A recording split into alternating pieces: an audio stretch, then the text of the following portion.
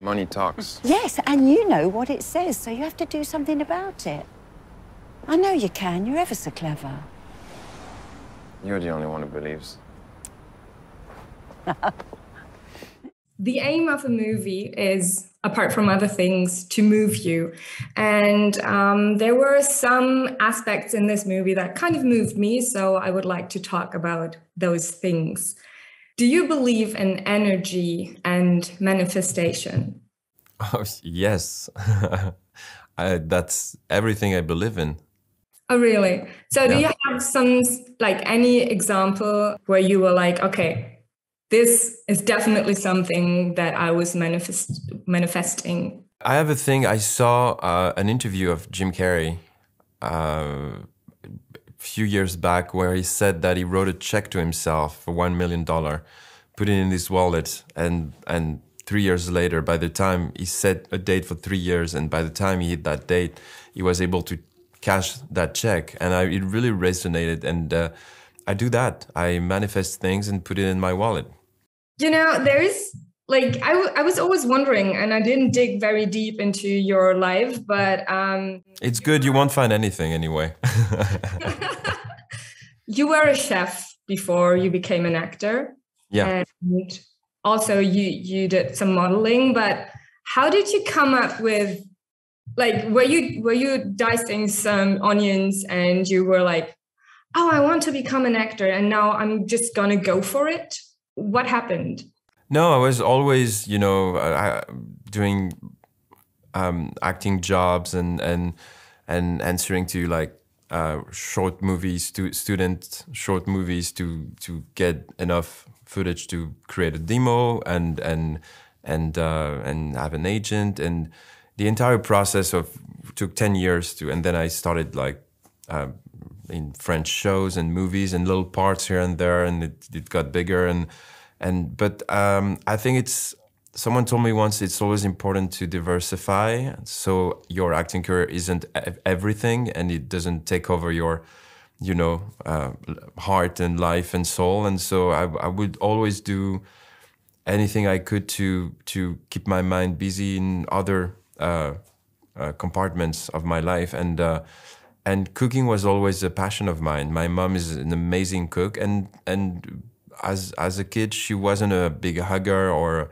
I love you type of person. So she would really show me love through cooking. This was our language of love in my house. So I think it is for everyone. When someone loves to cook for people, there's always a good sign. It's always a good sign because food is love. It's you know, like my grandparents who knew the war. It's like bringing food to someone is really caring about their well-being. So that was just a side hustle, and it happened to be very convenient for the role of Gabrielle. You were just speaking of it. I think there is so much beauty in the ordinary, but a lot of people just lose their focus because they want to achieve glamour and success, and you know, they just go for the big things. What is the most ordinary thing that you still find beauty in? I think it's right around us. It's, you know, I find moments of ecstasy sometimes, just, you know, sitting in the grass and in perfect silence and just contemplating the wind in the leaves, in, you know, when you're in in the park or the forest and the wind blows and you have like a zillion leaves of all the trees like making that little melody at the same time, that little shh, and it's so powerful and yet so simple. You know, there's nothing you can do about it, and no human ever had control over it or reshaped it. It's just nature, and that's I don't know. It's so powerful and so ordinary at the same time, and it's definitely something that just gives me so much energy. And you know, we spend so much time with shoes and on sidewalks and stuff like that, and just being barefoot in the grass and reconnected with the grounds is just essential. Absolutely.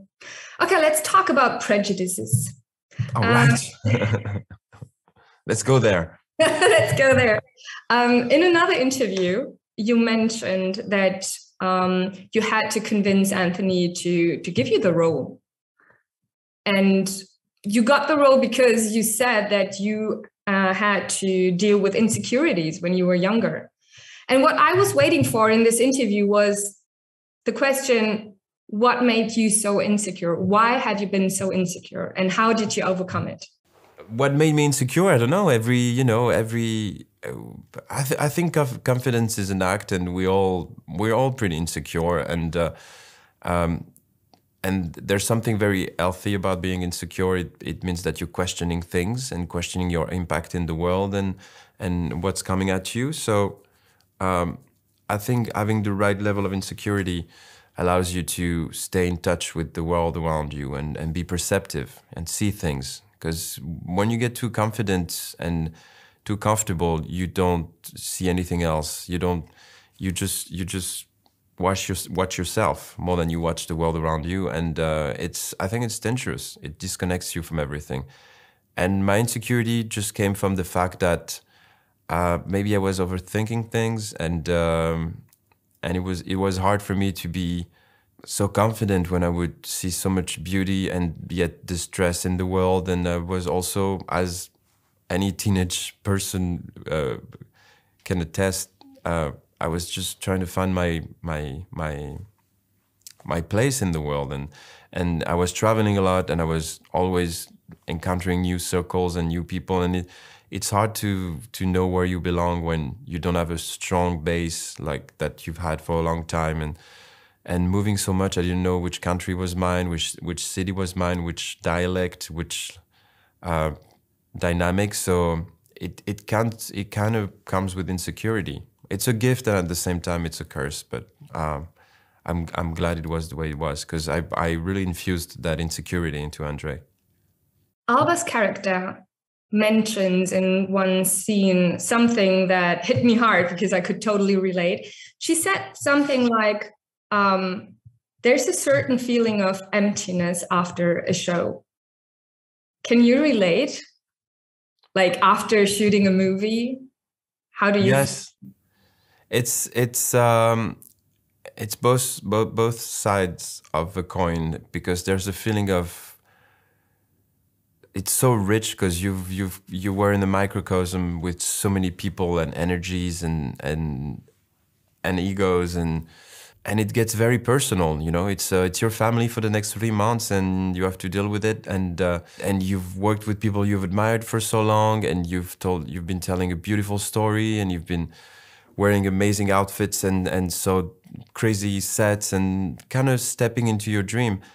And at the same time, when it's done, you have to bring all that new experience and wisdom and try to make it fit into a life that it is exactly the way it was before you left. So it doesn't always fit in, and you're left with a strong sense of you're coming down. You know, it's a high. You're coming down from it, and you have to readjust to what your life was, but at the same time, you reshape your life to the new person you are.